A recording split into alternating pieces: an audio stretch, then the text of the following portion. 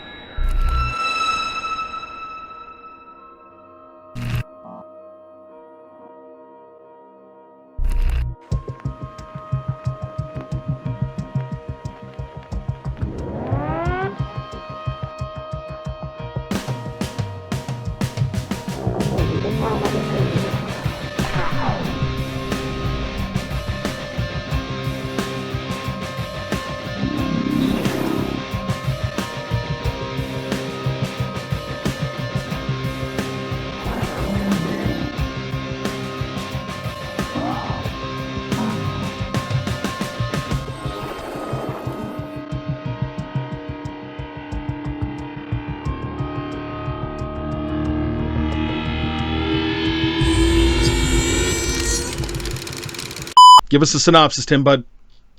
Okay. A young woman's quest for revenge against the people who kidnapped and tortured her as a child leads her and a friend, who are also a victim of child abuse, on a terrifying journey into the living hell of depravity. It's quite the fucking synopsis, man. All right. So, this is a movie.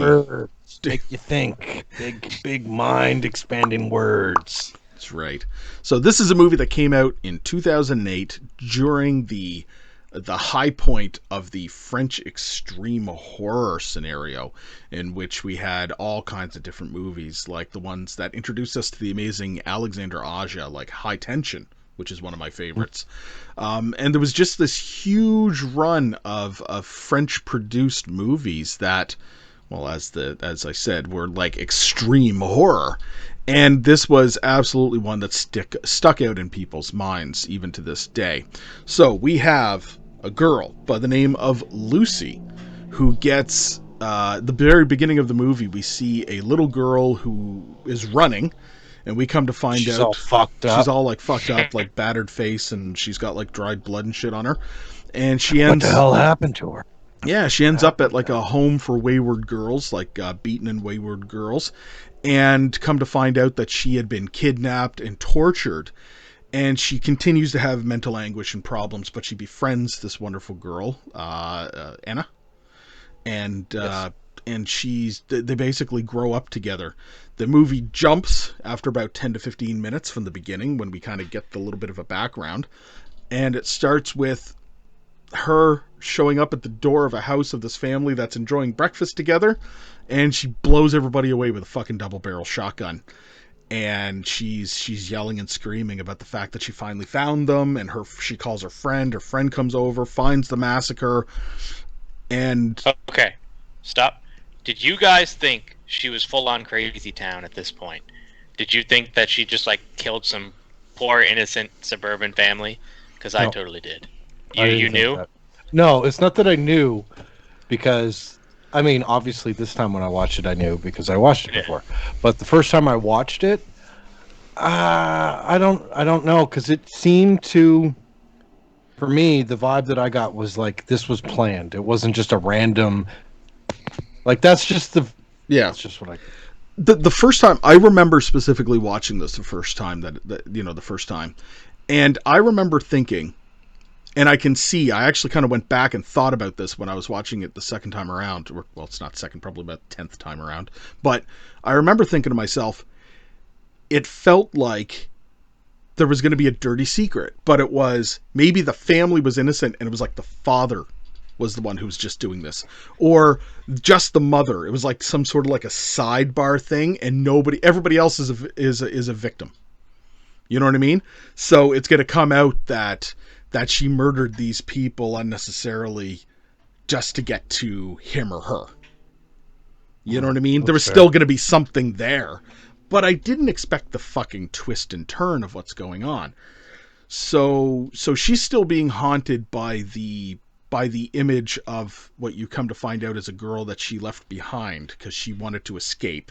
And this woman basically lives in her mind, and all the damage that she claims that the woman has done to her over the years was actually her doing it, to herself. Right.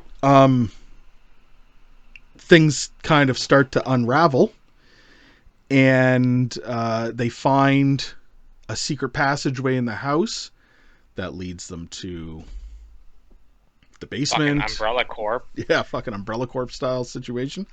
Leads to the basement, and well, here we have it. It's the truth is revealed that this family was up to some dirty, nasty shit. Nefarious things. Do you guys think like that whole family was like part of this like secret organization? 100%. Yeah. No. So like that, do you think like the kids were going down there and like fucking flaying people? Maybe not the kids going down and flaying people, but the kids were involved to a point. You know what I mean? Like maybe they helped with the feedings, and maybe they helped with, certain other things, but they probably weren't going to that extent. But they were probably, I found this to be, the family was almost like a member of a cult. It feels very surgical and, like you said, like corporate type of, like Umbrella Corporation. But in the deep end of things, there seems to be, and the Mademoiselle said this at the end, they weren't very organized in the beginning. That doesn't come across like it's a company. That comes across as it's a fucking cult with people who are investing.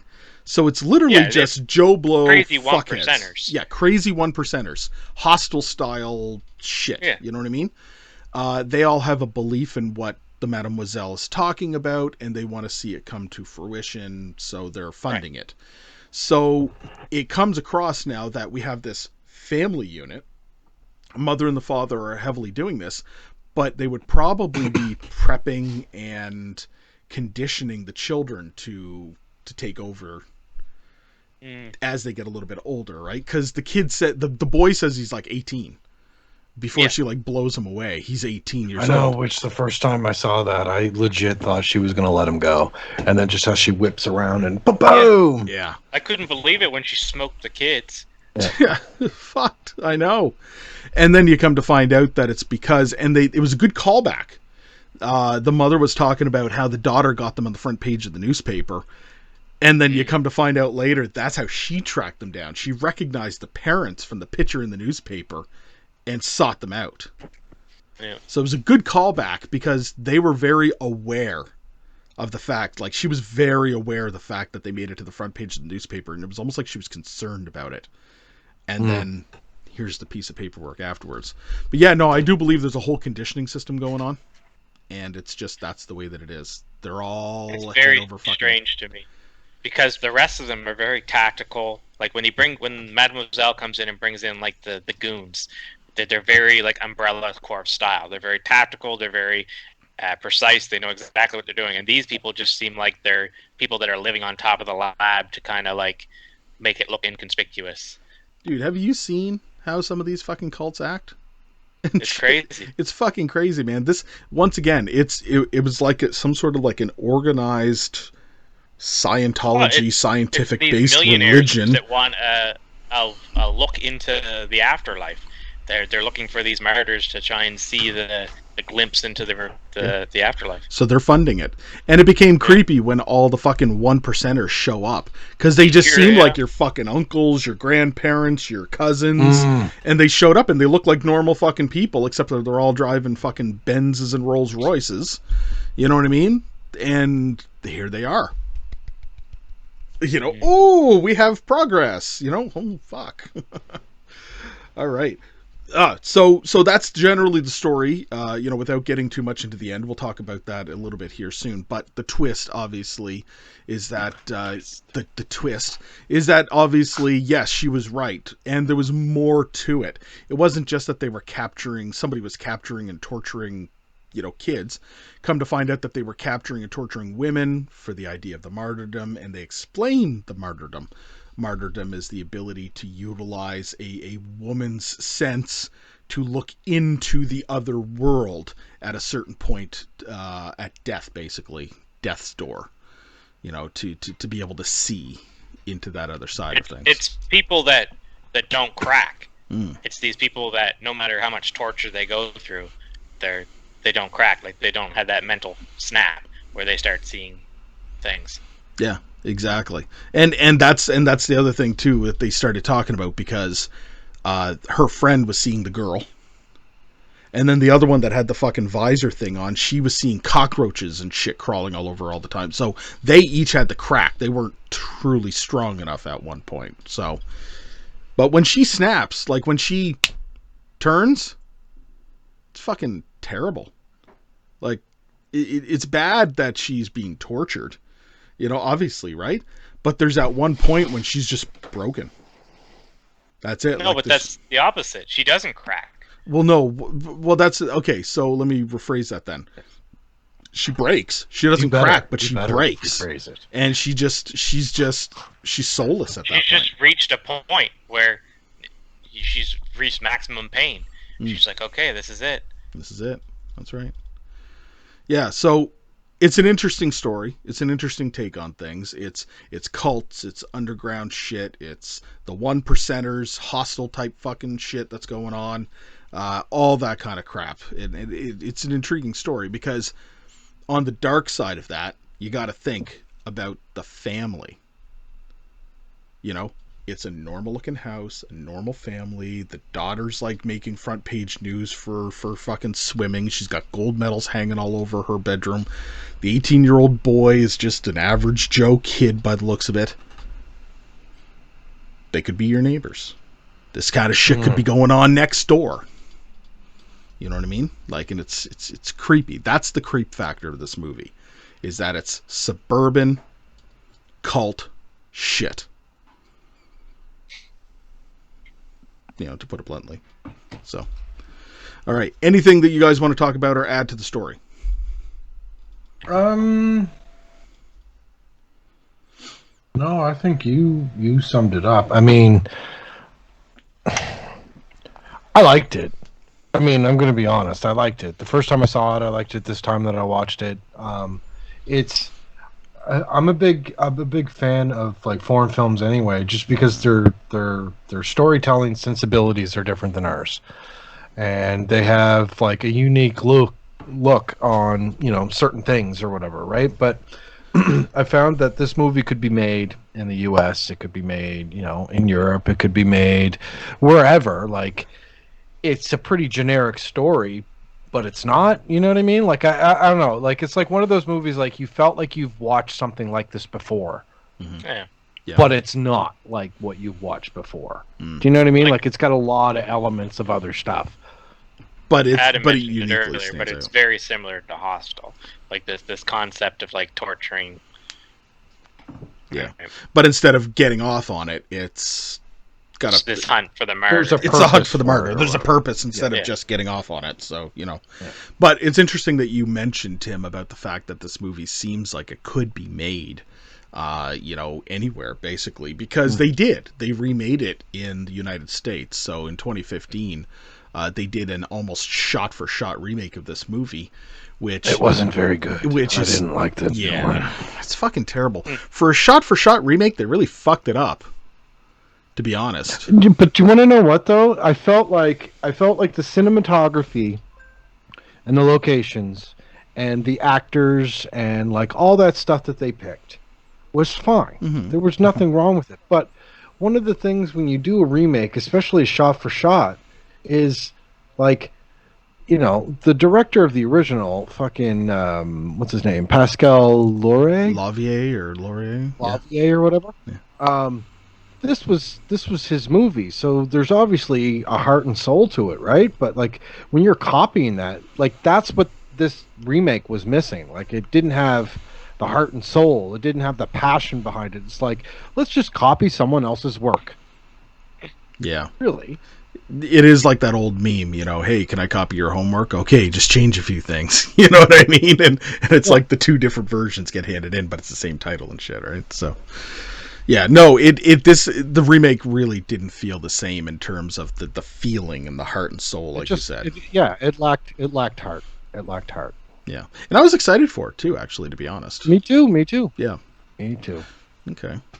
All right, Josh, I'd really like to hear your notes. Okay. I would too, Josh.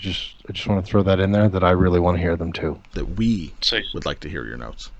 What we've established is you would both like to hear my notes. Yes. Correct. Is that where we're at? Yes. Okay, I'm going to proceed.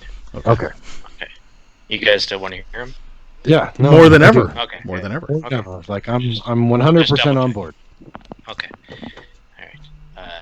My first viewing of Martyrs took place May 13th, 2021 at 11:41 a.m. I first thought this was some sort of like Saw revenge movie where it kind of introduced that she was being abused and stuff. I was like, so she gets out, does she like go full on crazy and like find these people and hack them up or something? My next line here is, what the fuck? So is this a supernatural movie?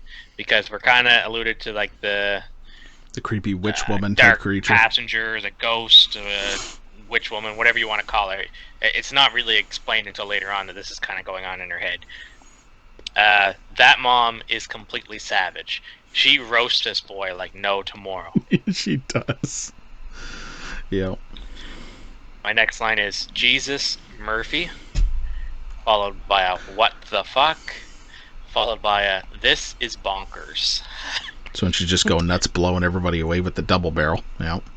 I would say so. I say she walks in the door and I'm thinking Jesus Murphy, and then she blows one of them away. I'm like, what the fuck?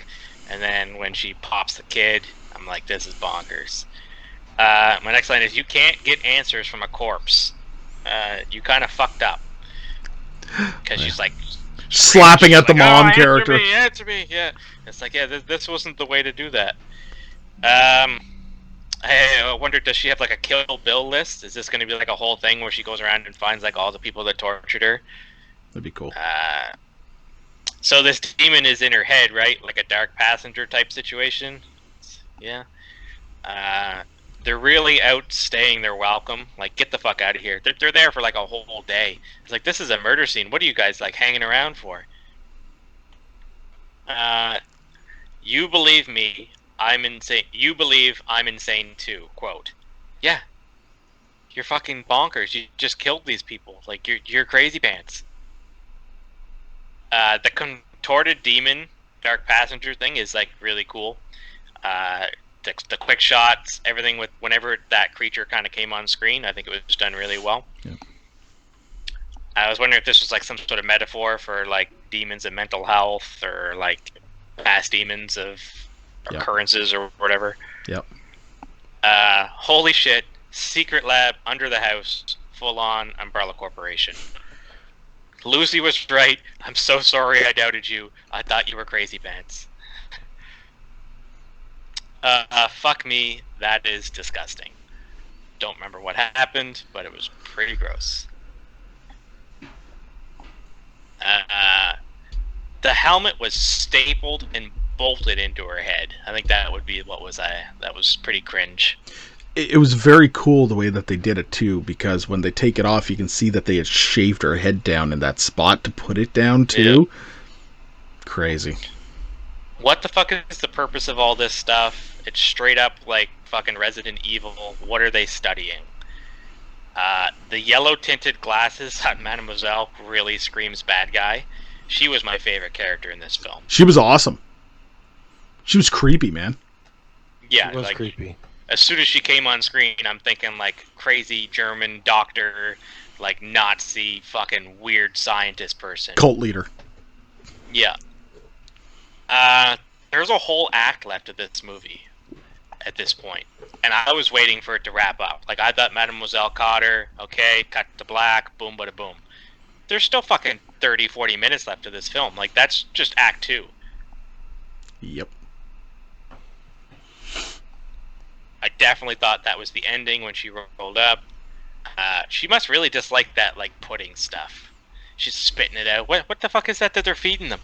Oh, you see a couple of times when the family's like preparing. It's like bananas and shit. They're basically making like a like a smoothie bullshit that they're putting in bowls for them. Just fucking banana pudding. Vitamins and potassium. Just getting your potassium every day. You're just fucking cramming chewed up bananas in you. Gruel. It turns out that the final stage is astronaut training. They hook her up to like one of those gyro things. Holy shit, he straight up hellraisered her. Full on flayed. Imagine that being your job in this crazy corporation. Like, you just skin people. That's your job. Because he's like the specialist that they call in. It's like, alright, this is the guy. So you work in this like crazy billionaire company that revolves around torturing people.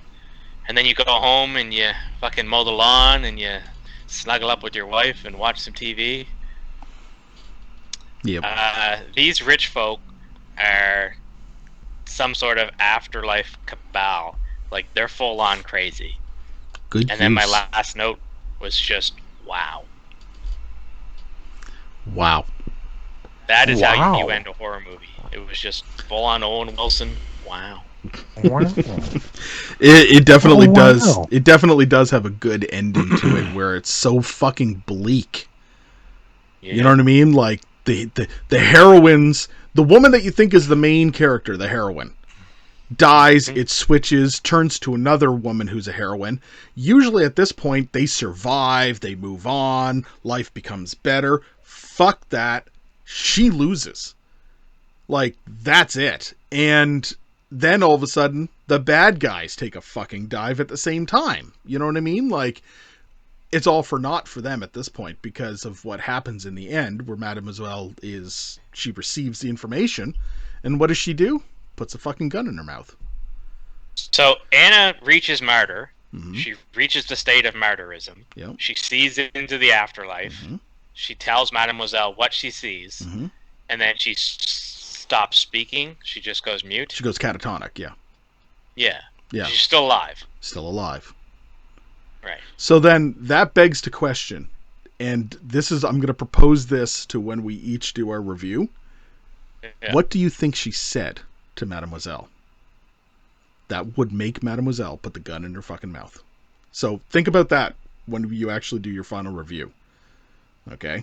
Because that's an interesting topic that I always have with people, that conversation. So talk about the effects here for a moment. This movie starts off with some basic stuff, right? You know, you got the blood, you got the torture scenes, then you get the shotguns. Great fucking effects when they were blowing away the family with the shotguns. Like, I was, for lack of a better term, and I'm going to get punny for a second, I was blown away. It was fucking awesome. It really was. Wow. Wow. He did it. And it was great effects work. And the blood splatter, the gore was there. It looked really good. And then we start to get into the full suit characters. So you got a better image of the dark passenger, as you called her, Josh, where you can see that she's just all cut up and her lips are from being sewed shut and all that shit. And then you get the woman with the fucking chastity belt fucking thing that's got the VR goggle fucking headset going too. She's fucked up looking, and her whole body, and it's a full suit. Like, there's no way that they did individual pieces on her. I could kind of tell with some of the way that her skin was moving that it was like full foam prosthetic pieces or a suit that was created, like a silicone type suit, but I think it was foam latex by the looks of it. But it was good. It looked really good the way that they handled it. And then you go full into when at the very end Anna gets fucking flayed except for her face, which I thought was perfect, because I think that if they had actually done the full face too, it would have just been another flayed person. But to leave her face the way that they did, you know, kind of leaving some of her humanity there, was a bigger, it had a bigger effect on me looking at that way. It was unsettling. Very unsettling. Very unsettling. And you know what? And at first you kind of watch this movie and you think to yourself, it doesn't seem like it has a lot of budget to it, right? And then the shotguns, okay, that's cool. Then you see the bodysuits for the monsters, the monster type characters. It's like, okay, that's pretty cool too. But then you see the fucking lab. And then you see like the full fucking suit that she has on when she's flayed. And sitting in that big glass pool of goo at the end and shit like this. I'm like you can see the budget as the movie goes. The budget's I also like that. really liked a lot of the simple done effects of like when they're in the hallway and they got like the razor blades going up and down their arms. Mm-hmm. Yeah. Like it's a simple effect to do, but like it didn't look chintzy or cheap or anything. Like the effects work in this real nice. Real nice stuff. Absolutely.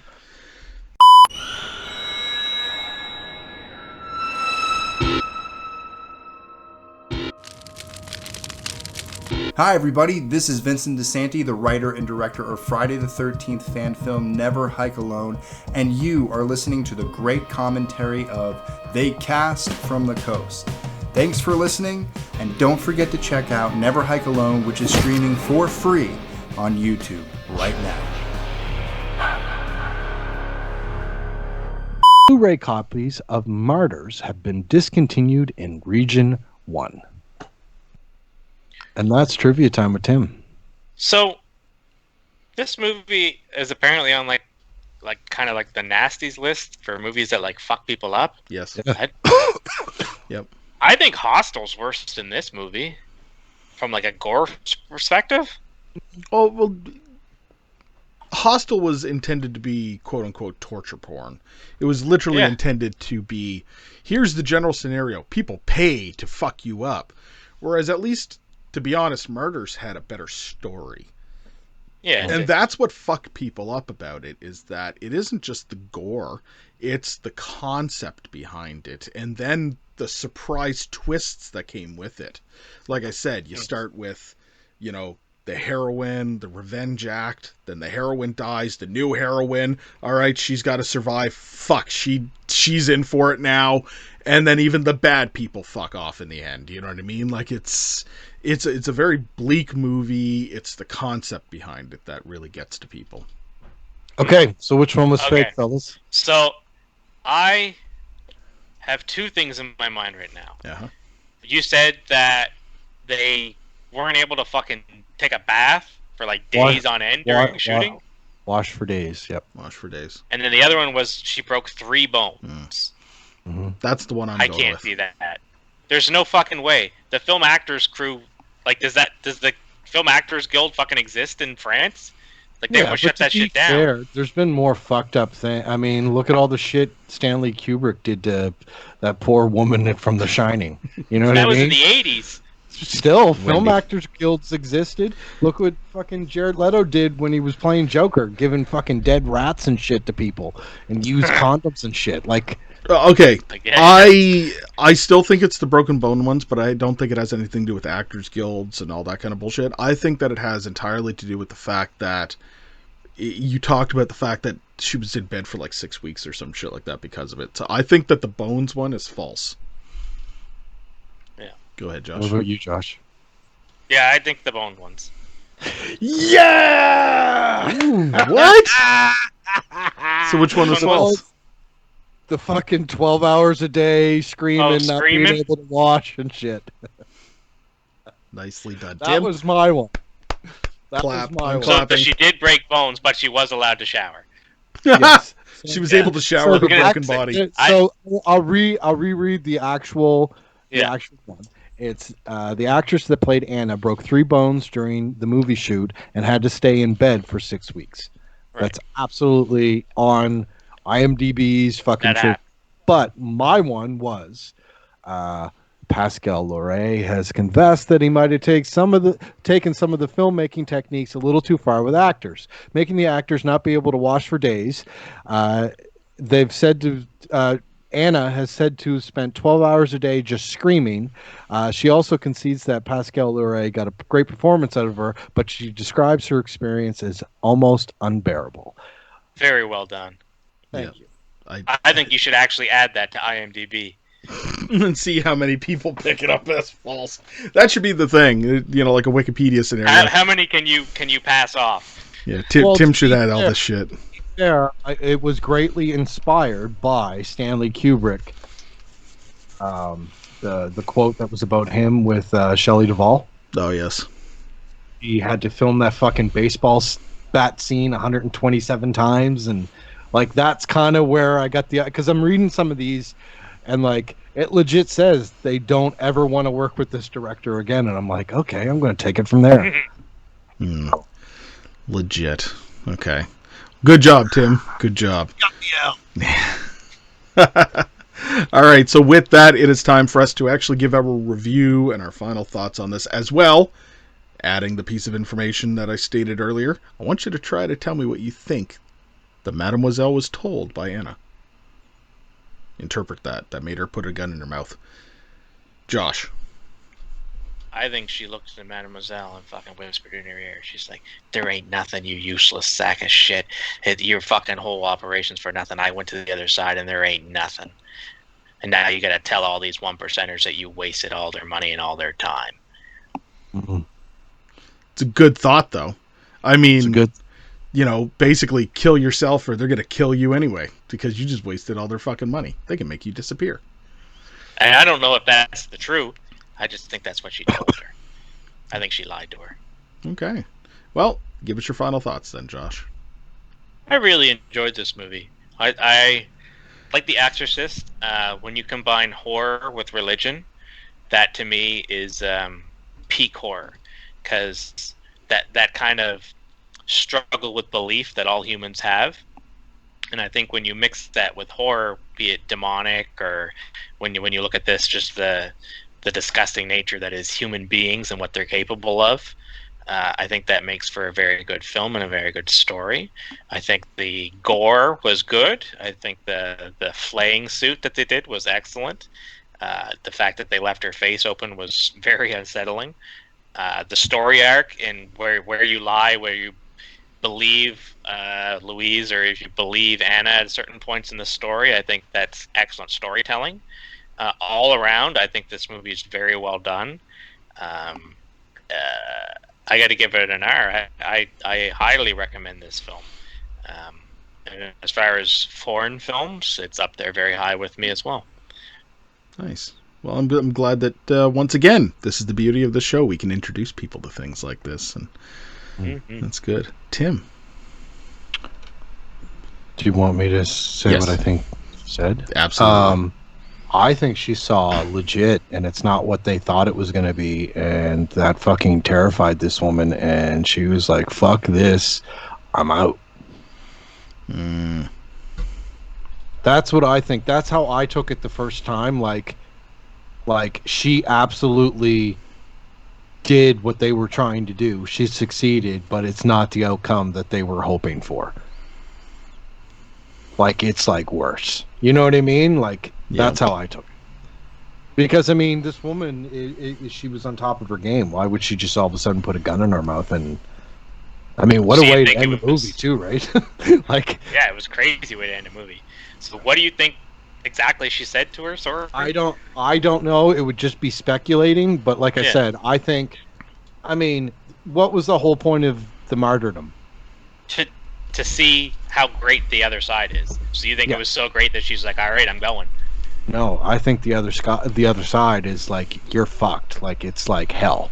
Like, it's all just fucking hell, fire and brimstone, and like. Why would she put a fucking gun in her mouth and go there? She's going there soon anyway. Yeah. She went on her own. I don't know. Yeah. Or no one knows. Went, and like she got to the other side, and like, you know, I don't know. See, that's the cool thing about it. Like, it's like the suitcase in Pulp Fiction. Exactly. Nobody knows what's in it. You got it. Or the key from Becky. Yeah. Nice. The fucking key from Becky. Fucking key from Becky. This was like this was a surprise the first time I watched it. I wasn't expecting much. It was kind of like one of those things that I was reading on a website that was recommended probably about 2010, 2011. And you know, I didn't watch it immediately when it came out because it's a French foreign horror movie. Whatever. I never got around to watch it. But I was very pleasantly surprised. There wasn't a point in this movie where I wasn't fucking like anxious or disturbed the first time I watched it. Like, it's just I don't know. Like it had everything that would keep me engaged. It had really good special effects. The acting in it was really good. The story was compelling and fucked up and kept me guessing. And then the ending. It was a really good movie. This is kind of the type of movie experience that I would like to get from every movie I sit down to watch. You know what I mean? Because it's like how fucking horrible is it when you're like, yeah, I'm gonna watch this movie and it's god awful, and you're like, why did I just waste an hour and a half watching fucking? I don't know, Josh, give me a bad movie. Fuck. This is just a setup for me to say Mac and me. It wasn't. It wasn't. But I'm glad that you still answered it with Mac and me. But do you know what I mean? Like it's just like you could literally go down and like you don't know what the full extent of the story with the ending is. It just I don't know. Like I couldn't stop watching it, and the cool thing is a testament to this filmmaker is that I enjoyed it just as the same watching it this time for the show. Like Yeah. like none of that is lost. Now, if I were to wait maybe another 7 years and watch it again, will it have the same effect? Maybe. But I can tell you that for a second viewing, it still had that impact that the first viewing had. Even though I did kind of remember some of the plot points and all that kind of stuff. I'm also going to give it an R. This ticked a lot of boxes. Like I said, good cinematography, good directing, good acting, good special effects. The music was good for what was there. The locations. I dug this movie. I give it an R. It was a really good psychological movie. It didn't give me like those butterflies in your chest where you're like, oh shit, I'm scared.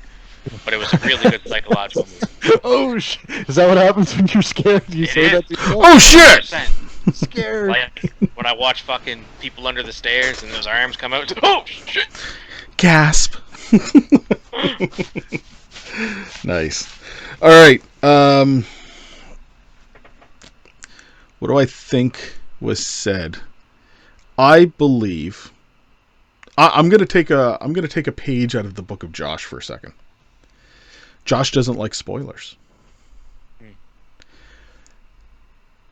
The one reason why people don't like she spoiled the afterlife so bad she got pissed and she killed herself.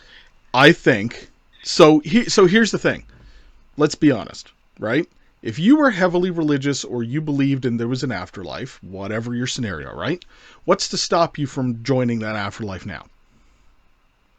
The rule said if you kill yourself, you don't go. Not every religion believes that. Not every society believes that. There's still a doubt, in my opinion, in human minds. Sure. Regardless of what it is, there's still a doubt. Besides, what happens if I do pull that trigger and there's nothing? Right?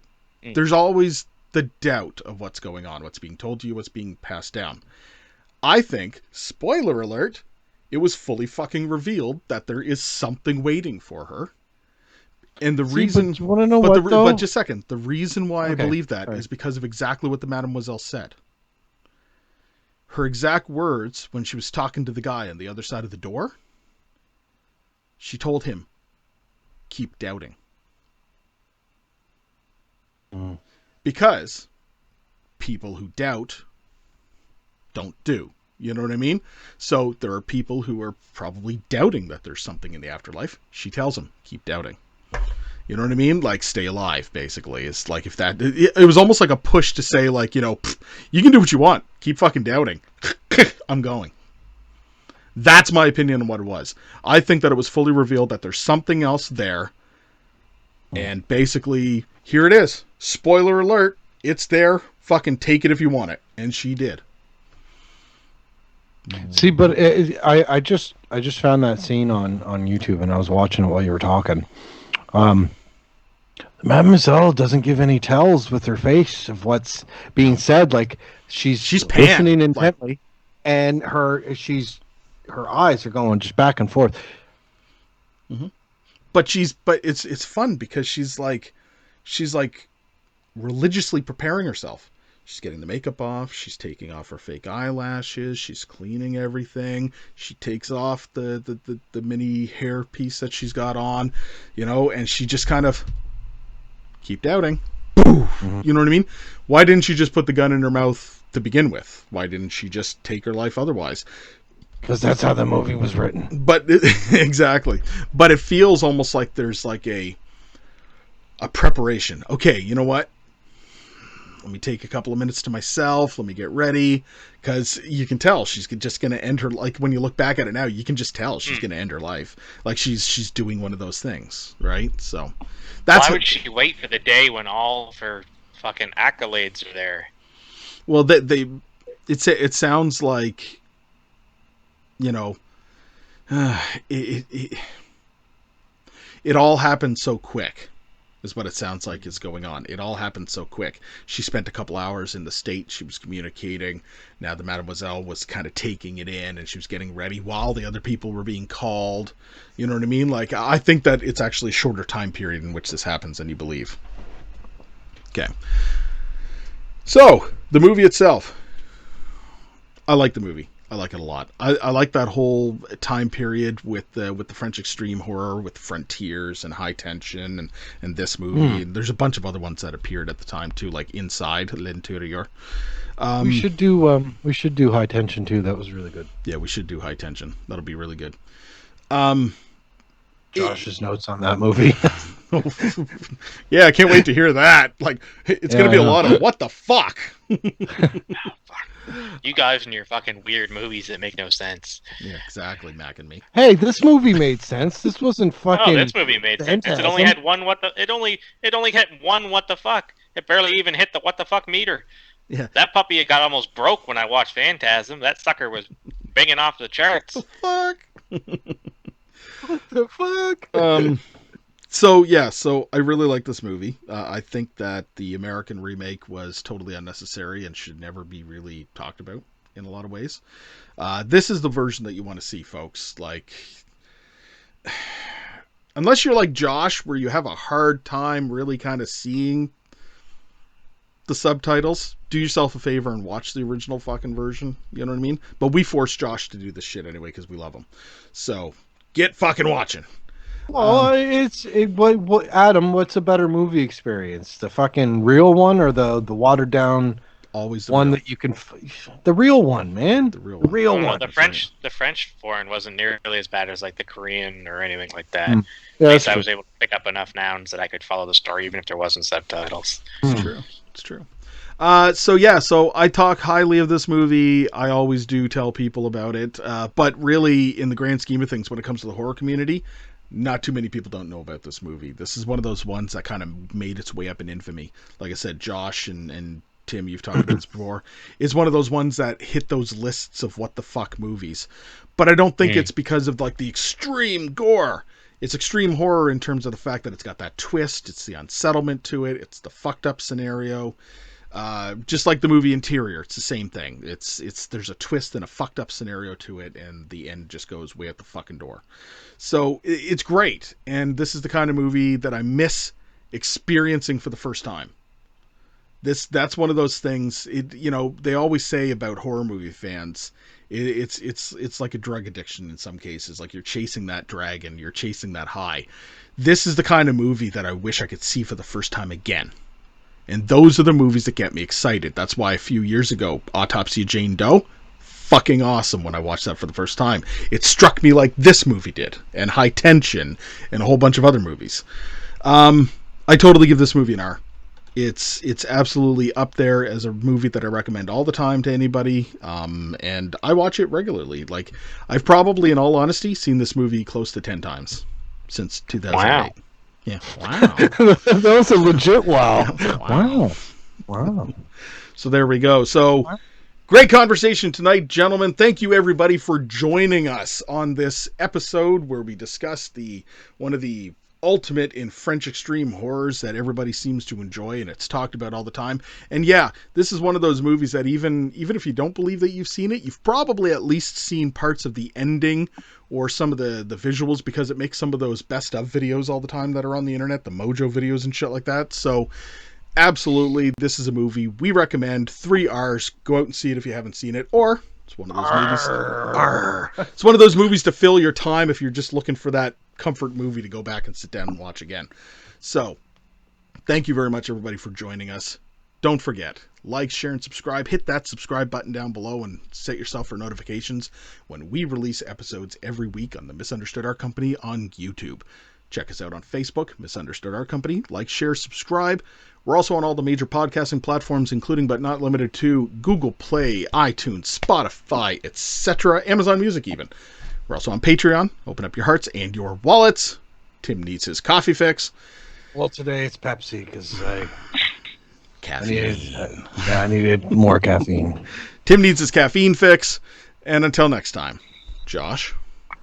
You know, it's very rare that a movie's ending does this to me, but I just sat there for a good 5 minutes and watched the credits roll. This film has one of my favorite endings I think I've seen in a long time. Impressive. And I just wanted to say that. Yeah, I like it. I like because it's open for interpretation. There's all kinds of things. It's great. And it's bleak. I fucking love that. Tim. Stay safe and stay spooky. Until next time, keep it creepy, everybody. Good night.